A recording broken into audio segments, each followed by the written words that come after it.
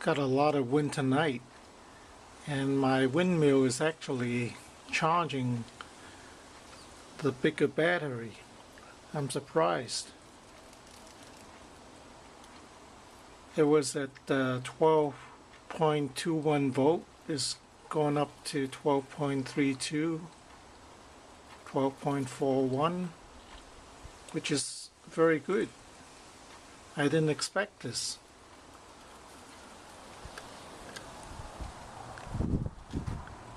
So it was turning very quickly before, now it's not turning, but I'm surprised that it is working.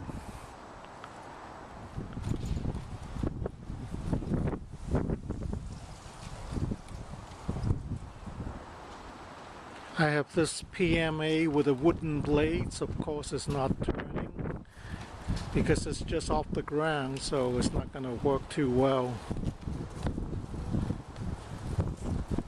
I'll have to make some maybe PVC blades for them, longer blades, to give them more torque. So the voltage settled back down to 12.34 volts. The windmill won't do much, but it's been a very windy but cloudy, rainy day, so this kind of makes up for it. And at least it is working even for the bigger battery, so that's good.